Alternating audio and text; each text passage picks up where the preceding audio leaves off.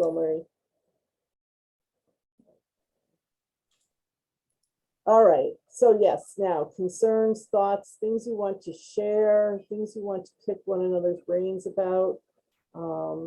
And I'm just going to open the floor for those conversations for the moment. Well, I am really struggling with our keynote speakers for this year. I normally have that all situated by now. I haven't been thrilled with what I have found. And when I have been thrilled with what I found, either they're not available or I love what I see as far as clips of them online and I can't get a hold of them. So I'm really glad that this group came around today because I have two people that I know were mentioned from this group. They were recommended and I just cannot figure out how to get a hold of them. Did any of you recommend Arthur Athens or Brian Jordan? I did not want to see head shaking. I wanted to hear, yes, here's how you get a hold of them. I can't remember who did, Arthur, I can't remember who did, but it would be on the train of emails.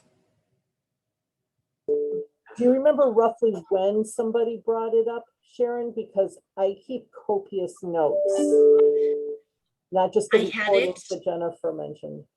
I had them on sticky notes sitting here at my desk for probably 3 months. So it wasn't through an email chain, Jennifer. It was through one of these Zooms where I was just frantically writing things down. All right, I thought one of them I recognized from an email earlier in the week or last week where somebody. I emailed the group asking for information on how to get a hold of them. Okay, all right, that was where it came up. So Ash, the last name Ash is one of them, and what's the other one? No, Arthur Athens, like Athens, Greece. Okay, Arthur Athens, yep, and the other one? And then Brian Jordan, and Brian Jordan is a baseball player. Okay. Brian Jordan's a pretty common name. There were several of them as I Googled him.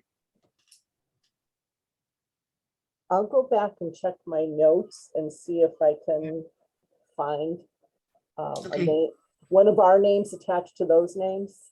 And then if I do, I'll share it with everybody. Thank you. I'd appreciate that. No, and you stole my system of keeping organized, the Post-it notes all over the desk. Gosh, I should have tried to copyright it at something.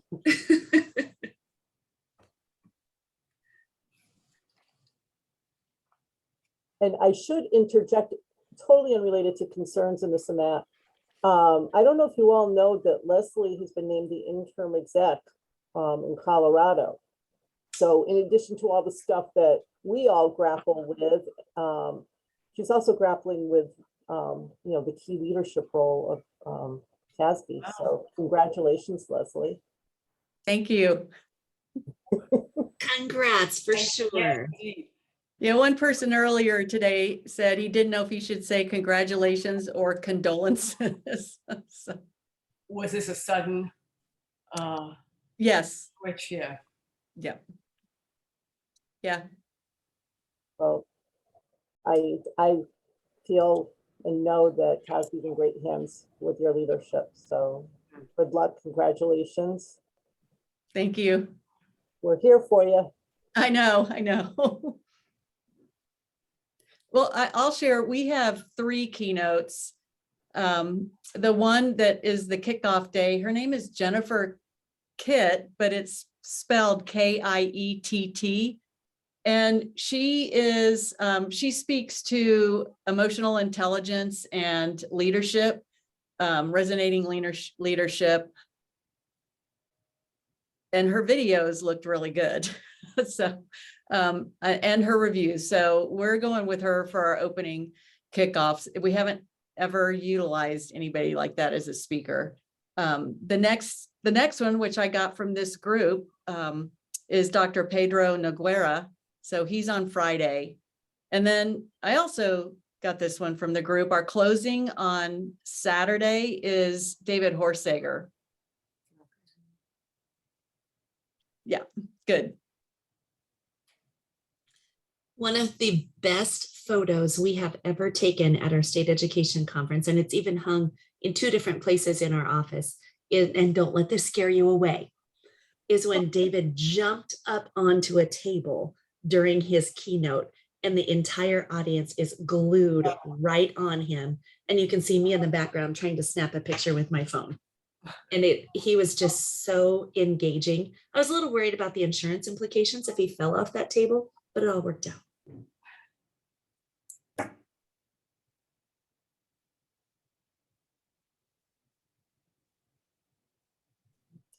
I think I had emailed this group that I was looking at, trying to find a way to get in touch with Jerry Brooks.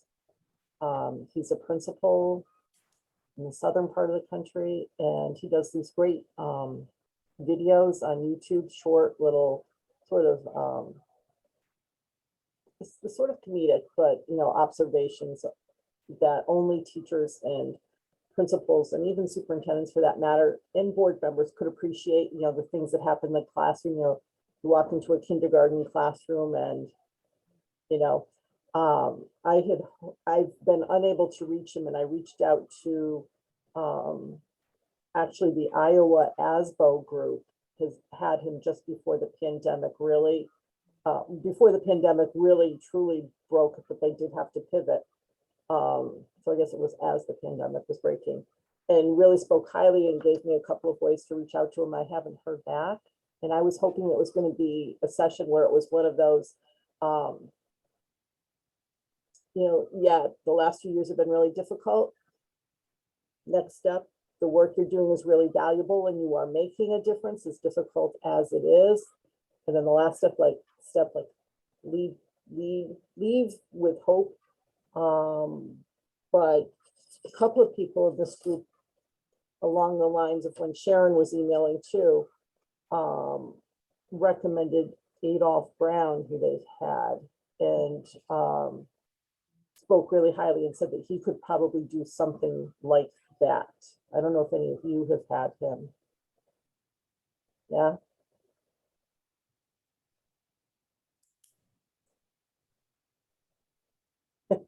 I think you're muted. Let's see. I'm using these three screens and sometimes my mouse gets stuck on one. Yes, we had Doc Brown right before the pandemic. He was fantastic. You've seen his videos that he comes in dressed crazy and ends up dressed more respectable, like you would expect. That is such a big part of his story. He was great.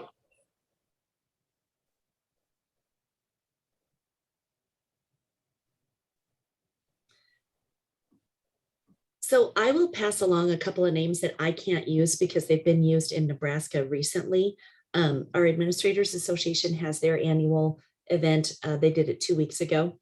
And they had 3 keynotes that, from what I've heard, hit home runs, all 3 of them. I was only able to see one. She was Liz Huntley. She's an attorney from Georgia, and talked just about ACEs, adverse childhood experiences, and what a big part that played in her life because she was raised by parents that were also dealing drugs. And the aftermath of that, and how school was her only safe place.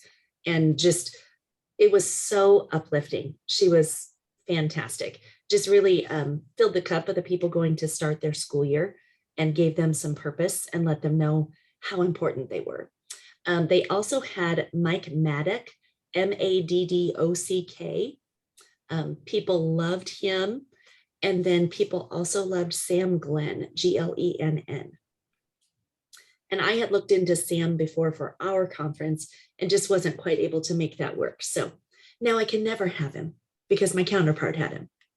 So I can pass it along to you at least. Is Sam the one that has the jokes and, tells jokes? Is that the same? He's a pretty humorous guy. Okay. Yeah. Okay. Well, I can share 2 that we're having for our fall conference. One is a superintendent in Norwood, Colorado. He has also been a superintendent in other parts of the state. He was born without, limbs below the knees because of a virus. So, but his and he has a public speaking background, even being a superintendent. His zest for life and positivity is off the charts.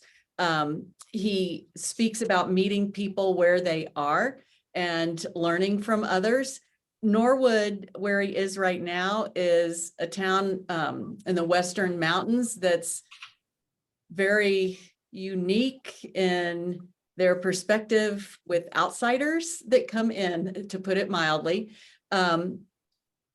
Todd, when he chooses, he'll use his wheelchair, but most of the time he has his prosthetics on that are bright neon yellow. I mean, that you can see him a mile away.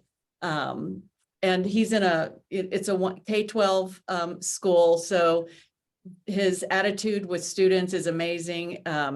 He and his wife purchased property outside of Norwood because they didn't want to be in town, and they didn't want people knocking on their door anymore.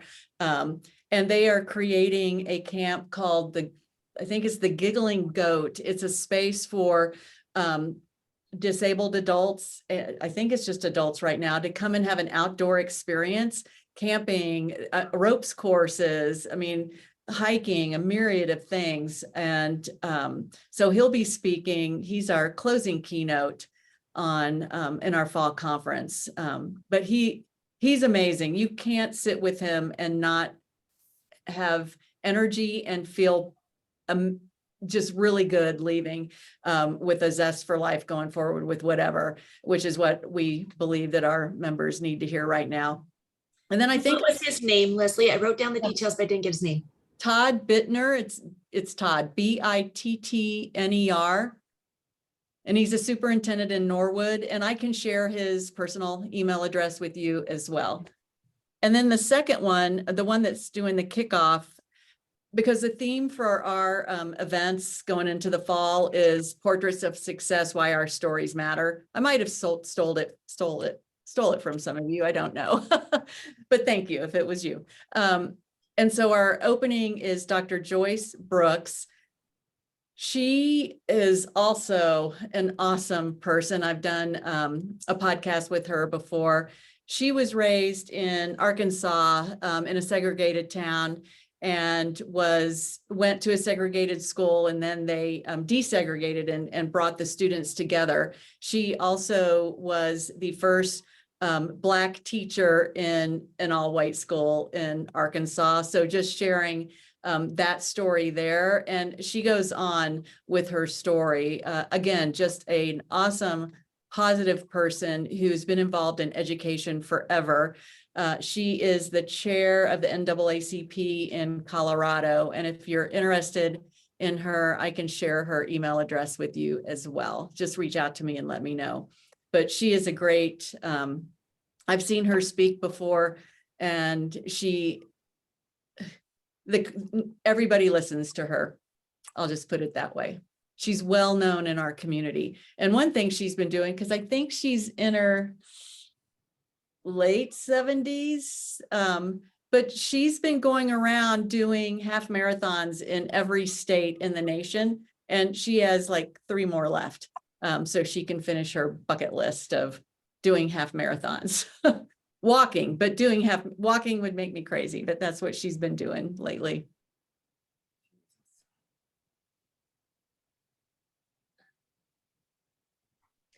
Hi, everyone. This is Jenny from Alaska. I am slowly coming back to work after taking 2 months of leave, which was wonderful. If you ever have a chance to do that, I feel very, very lucky that I did.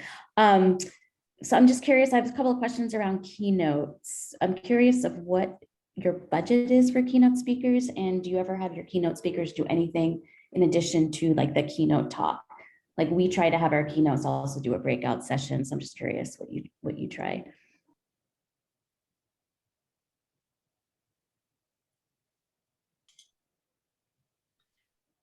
Jenny, I don't have a specific budget each year because sometimes you have to pay a lot more if you want to get a really awesome speaker. So thankfully, I don't have constraints like that. Just try to be smart about it. We used to have 3 keynote speakers now last year, and this year we're going down to 2, and we're using one of those keynote address periods of time to do a State of the Association address. So our executive director and the exec from the Administrators Association do that. So now I have a little bit more money that I can spend on keynotes. So that's pretty awesome. And I don't typically ask them to do anything else. This year, we are asking one of our keynoters to follow up on his presentation with another session that will use students. He's a diversity, equity, inclusion director for the city of Cambridge, and his focus is going to be how do you do DEI practically, not just what are the great thoughts around it, but how do you actually put this into practice? And so he's going to do a session on that. He will then do a breakout session with students talking about their experience with inclusion or racism or issues where they don't feel part of the community. He's then going to do a session after that with administrators, with social workers, school counselors, again with a kid, and with parents to talk about parents' experiences. So we are using him pretty much almost for a full day, or at least he's putting together. He may not be on every session, but we are asking him to do this strand for us. And he's local. I think we're paying him $5,000 and then paying some of the other people that he's bringing on also an honorarium. It's probably going to cost us for that day, for his day, about $10K. But there are a number of people he's bringing on, and each session has a different focus. So that was what the planning committee came up with, and we'll see how that goes. But he's on Zoom calls, he's amazing. He's absolutely very practical, very pragmatic, a very good speaker with an extensive background on working with diverse groups and personalities. So we'll see. I'll report back. And our budget is $15,000 for our general session speakers. And so that just gets split up however the speakers may fall. And also in the past, we have used certain keynote speakers to do a session immediately following their keynote address. We don't always do that, but typically it's been a follow-up, if you want more, if you want to get deeper into it kind of thing, we've had that follow-up. But since I have no general session speakers yet, I don't know what I'm doing. I don't know who I'm spending the $15,000 on, and I don't know if I'll have follow-up sessions. So, but that's how we've done it in the past, and that's what my budget is for this year. Is everyone pretty much back to normal, to where you were in 2019 in terms of your conference format? Or are you doing anything differently? Are people still allowing for space for social distancing, or fewer sessions in order to spread things out? Or are you guys back to where you were? Okay. Totally back to normal. We are, go ahead. I am keeping, last year I had chairs spaced apart in the general session room, and I used rounds in the breakout sessions. But it created a space problem for people who wanted to attend some of the more, I guess, up there, top breakout sessions. So I'm going back to theater seats and breakout sessions, but still having room in between the seats, so not sardining them all together. And for the general session, I'm keeping them spaced out still, so I can alleviate anybody that has fears going into it. I went to a conference 2 weeks ago for the superintendents and site administrators and all these other people. They typically cap their conferences, their convention at 1,300. This year they went and allowed 1,500 people in a crazy conference center that is jammed packed anyway. and you were sardined in every room you went to, pretty much. They had rounds in their sessions, but their exhibit hall is where their food was, and it was sardine. And so I don't want to do that to people, especially since ours, we're all in the fall and the winter. And I think fears might be coming back in once school starts. So I'm a half and half kind of person there. And budget wise, typically we have 20,000 to split, but that kind of flew out the window this year for some reason or the other, and we went over it, and so we'll see what happens there. We had Joe Feldman last year, and he wanted to do a lunch session with our members that wanted to attend. So we accommodated him with that. And we had maybe about 150 that attended his lunch session. In the past, we have asked our general session speakers to then go meet with our student program that's simultaneously happening and eat lunch with them. But many of the students didn't find that valuable last year. So I'm not doing that with any of them this year. Thanks, Leslie. In regards to back to normal 2019, I think, but we are still having a COVID mitigation plan, and the decision is we will always have a mitigation plan before an event, whether or not it's titled COVID or something else.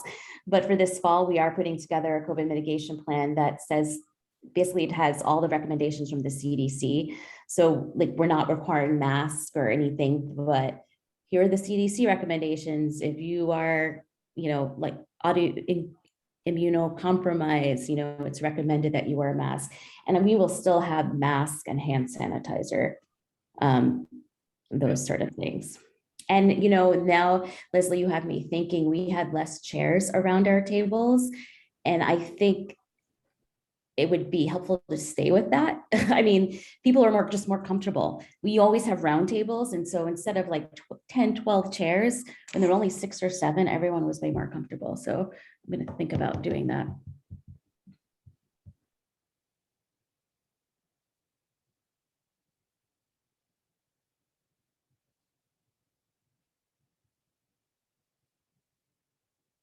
Have you all been having an easy time or a hard time gaining sponsorships?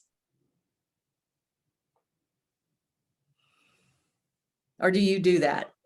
Or is that somebody else on your staff that does that?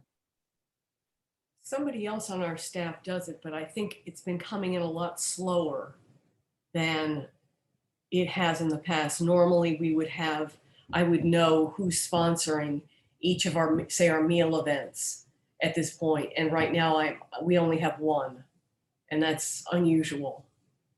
And I don't know whether it's that places don't have the confidence that will turn out the attendance that they want, or they don't have the staff available to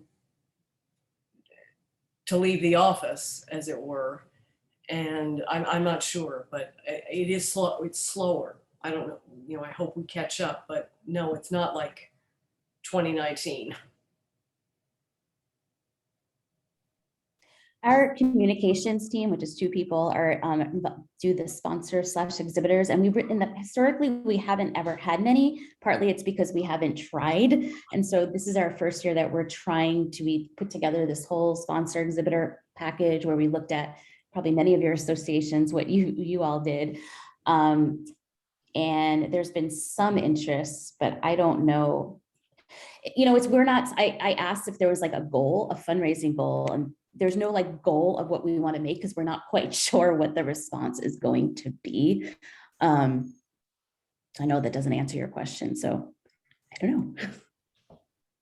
But I've had more people reach out to us than 2020, saying that they want to be involved in the conference. What are the options? We've had a random business that has nothing to do with education. They want to come up and be a sponsor. I don't know, maybe they're looking for a way to come to Alaska. We're like, sure. Do you know what this conference is about? I can't even remember what they do. But it was just really random. Our Administrators Association handles that, Leslie. But I can tell you, I do our sponsorships for our smaller NASB events, and I have competitors trying to one up the other one because I'll only allow one company from each industry to exhibit at our events, and they're trying to outdo the other one to get that spot. So it's nice that that's back to normal like it was in 2019.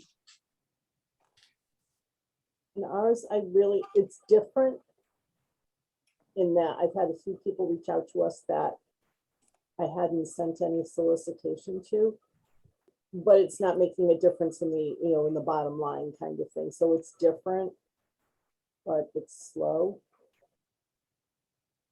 And I just hope to meet the number I said I would budget-wise.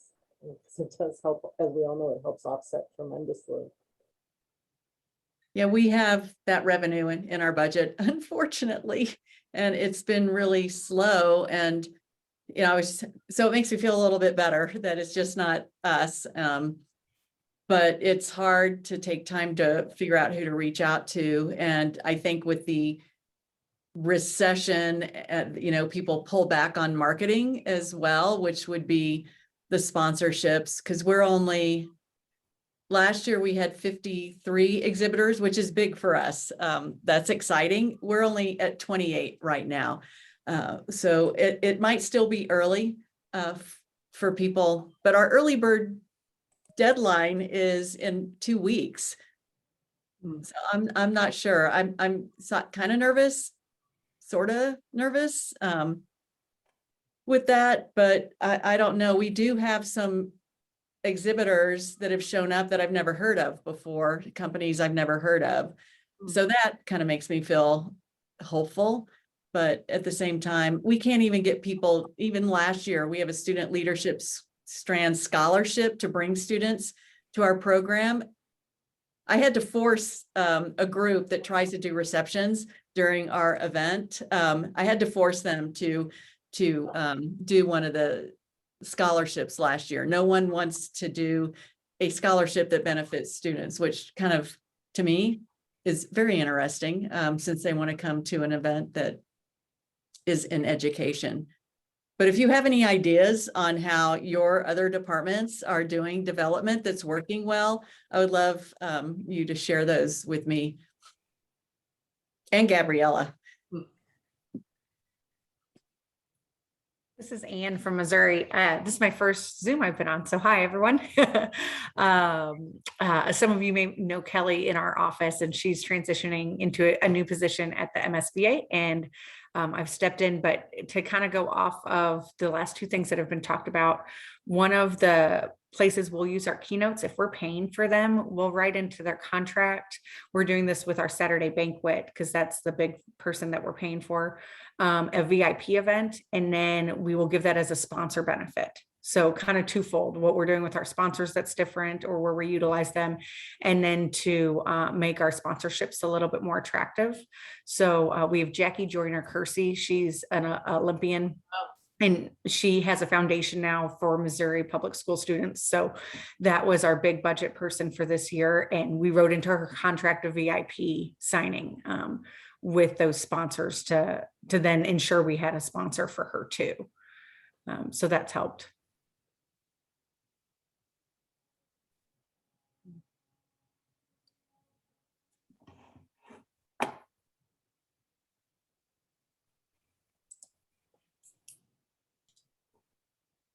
And I think that is super exciting that you have Jackie Joyner Kersey. Thank I you. would have people come to the conference only to see her speak. And that wouldn't hurt my feelings at all, even though I work on the rest of it all year long. Well, that was my first, I started in the spring, and that was my first original idea to then see into the conference. So it's pretty exciting. Budget wise, she was, I'm not going to remember the exact, but between 20 and 25,000. She was, so for Nebraska, I would think it would be similar because travel is usually a big thing. She Right. was very reasonable, in my opinion, to get a name like that. And it fills so many different buckets for us. So we're excited. The rest of our speakers are more new hires that are just really exciting that we've utilized. And then I don't have it set in stone, but when we do, I'm happy to share, we did apply to NASA for speakers, and that's actually free if they say yes. They don't let you pay them. So that's, I'm still fingers crossed for our Saturday keynote will be that. We have a verbal from a retired astronaut that's from Missouri that will be my backup, but to get somebody current. But it's a very formal process for that.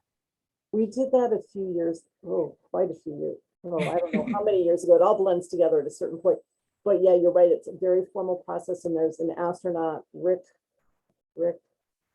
Mastriano, something like that, from Connecticut. And we were able to get him specifically. And it is a lot of like legwork and like red tape kind of thing. But at the end of the day, the price is right. And it was really, for somebody who's like a science geek, an incredible session. And just to advocate for public education, because he did go to public schools in Connecticut. So my fingers are crossed for you, Anne. Thank you. Yeah, when we sent in our letter, we asked for 3 different options that would have been Missouri. And then our plan is to pair that with our student showcase. So then hopefully they'll meet and greet with our students, fingers crossed, if it all comes together. So did you have to start that process a year in advance or more? We started it since I started. So it was due, I want to say, like May 1st, because we drafted, so you have to send a drafted formal letter in, and we had our ED sign that and everything. And now it's just been a waiting game of are we, and it was very formal, the dates, everything like that. And then we fully anticipate taking care of their lodging.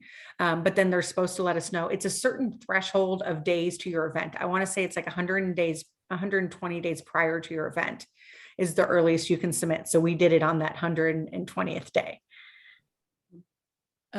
So do you pay for travel? I anticipate we will, yeah. And then do you get choices? Do they give you choices on astronauts? I mean, do you know if they are good public speakers? So my plan is to do a panel format unless I'm able to do some research that they're actually somewhat trained public speakers. But we did look into, there was a husband-wife duo, where one of them was from Missouri, and then 2 others that were from Missouri. So we just more wanted that Missouri connection, and then figure we can coach them or give talking points or put somebody very animated from our organization, maybe a great superintendent, somebody with them. Thanks, Anne. Yeah.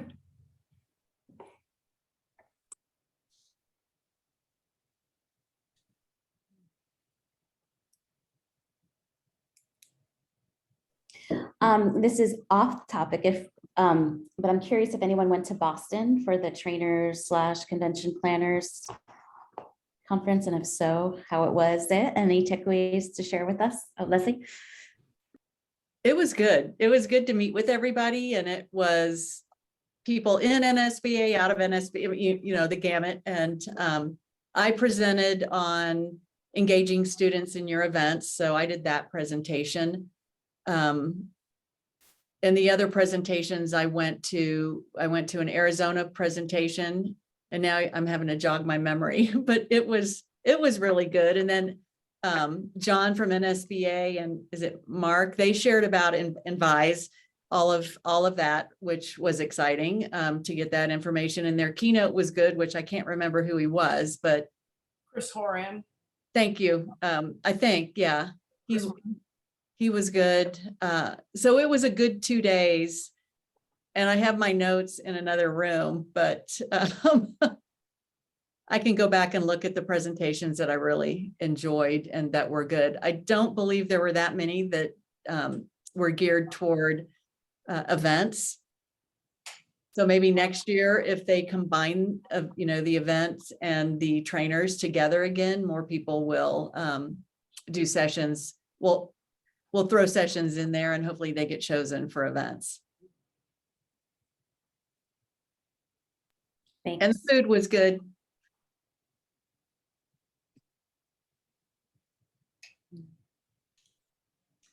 So I was unable to attend that because we were hosting an event of our own here in Nebraska, but I did go last week to Kansas for the superintendent searchers group only because Nebraska is going to host next year. So our superintendent search person had me come along so I could see how it went and, see how we want to do it next year. I was so jealous that they have this awesome event where, like, when we meet at national conference, which I love, but somebody has to do this, somebody has to do this, somebody has to be somewhere else, all of that.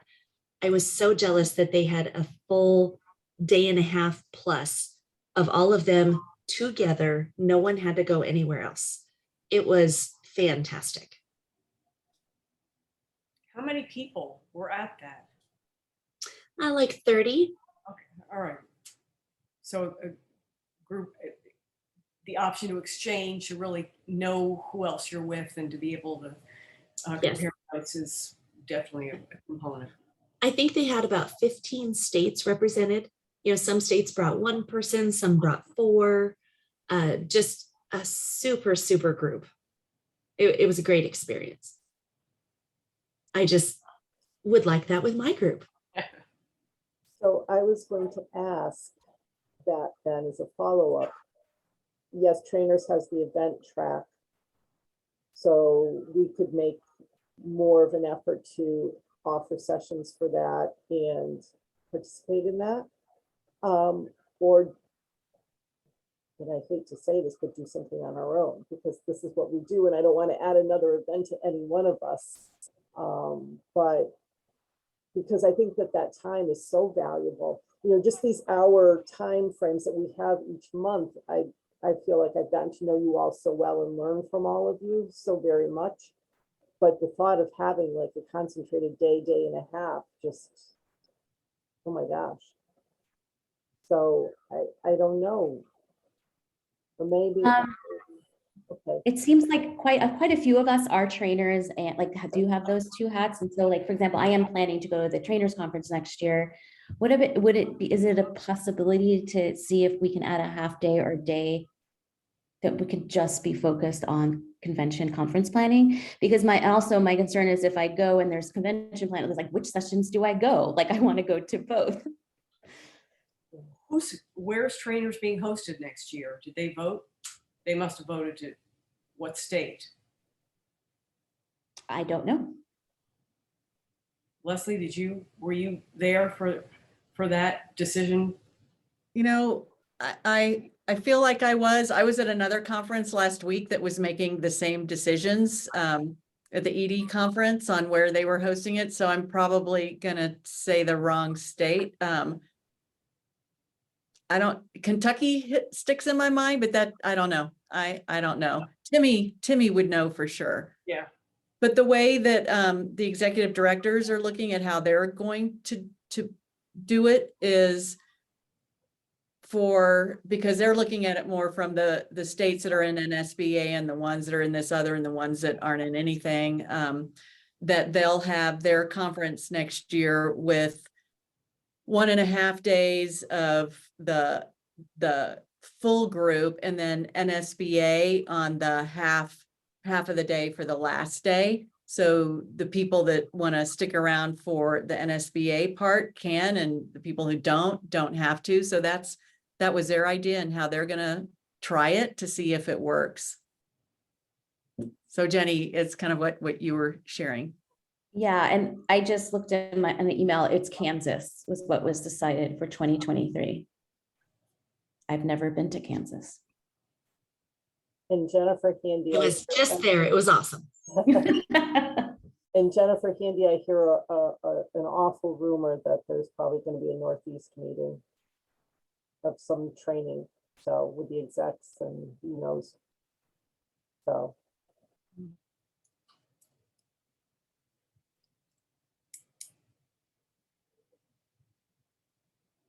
So are folks interested in adding on something to the trainers? Is that worth? I'm happy to reach out to the Kansas trainer person if there's interest. The conference is always in June, the end of June, right? It's always, Leslie, it's always the same time frame. Yeah, I feel like it was like the 22nd, 23rd-ish. I think because there's a number of us that wear both hats, that it's advantageous, and they are a fun group. One thing they were sharing, I think it was in the Arizona session, was a number of years ago, they had the policy people that partnered with them, and that they would not do that again. Because it's just different mindsets, and it just no gelling, and but they seem to like those that were in the event side, the convention side. They seem to do fine, since many of us do both.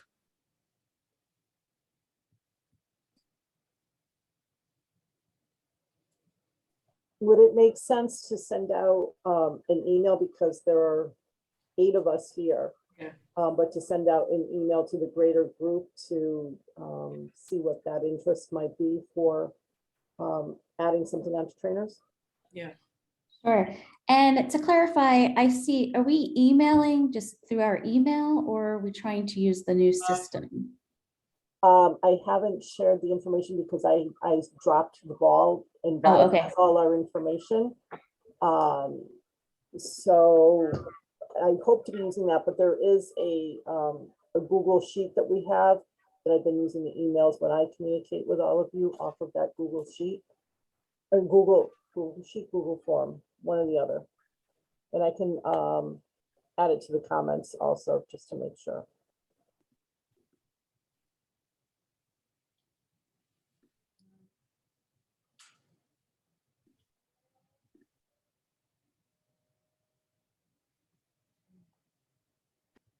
Lisa, would you like me to write that email, or? I can't hear you.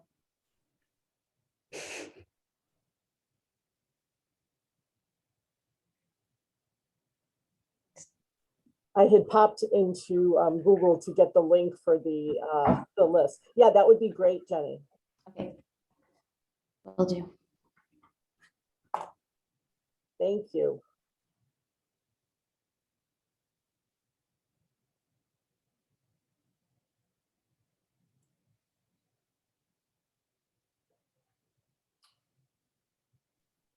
What other things, while I'm searching to put this in the Oh. chat? Sorry, just for the dates, Sharon, it's always the 23rd, 24th, whatever that week is of June. It's always before 4th of July. I think it's a Thursday, Friday. You arrive on Wednesday, out on Saturday morning, or something like that. Yeah, Thursday, Friday. Yeah, that was correct. It was over at noon on Saturday. Yeah. And on Wednesday night, if people got in early, they had a special dinner. They had a special activity that you could do. They did the hospitality suite, I think, on Wednesday night. Yeah, but they also scheduled a dinner at Ironside, the ship. So they had, I thought that was Thursday night. maybe it was. See, it's all blurry. Yeah, I think that was Thursday, so that more people would have the option of attending. That was Right. at the Constitution Museum. That's it. Yes, they had dinner there. Thursday night, they did that. So do you think it's June 21st through the 24th, or June 28th through July 1st? 21st.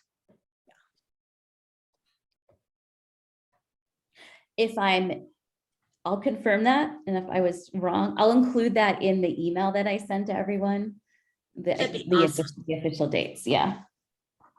Because we did try to schedule our annual event that we always have in June so that it wouldn't hit that. But we were just kind of guessing when that was. Otherwise, 2 of us from Nebraska would have gone this year.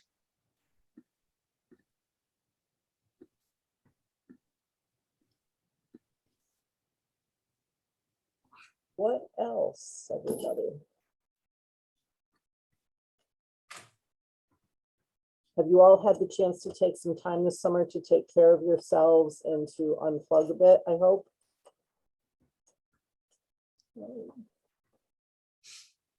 I had COVID when I was supposed to be on vacation and unplugging, so what are you gonna do? I did have nap on my list of things to do while I was on vacation, but I didn't quite mean in the I'm ill sense I need to nap. It was just sort of like, you know, one of those luxurious, open the windows, enjoy the breeze kind of naps. But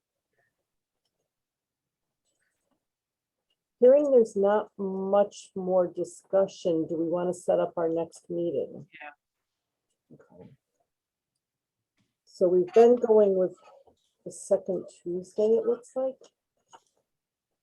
13th. That works for me. Does the 13th of September, same time, same place work? Yep. Well, Marie, does that work for your production side? I'm good. I promise before our next meeting, I'll get you all the information so that we can connect with one another through Advise, I promise. So hold me to it. If you don't hear something from me, start nagging me. I'm good with that. So anyway, anything else before we adjourn? Gabriella, Ann, it was wonderful to have the two of you join us. Hopefully we haven't scared you away. And you'll come back in September and be part of the conversation. I hope you all enjoy the last few weeks before things start to really get crazy. And remember, we're no more than an email away from each other. So reach out if you need anything. Talk with you all and see you all in September. Thank you, Lisa. Thanks, bye. Guys, bye. Bye.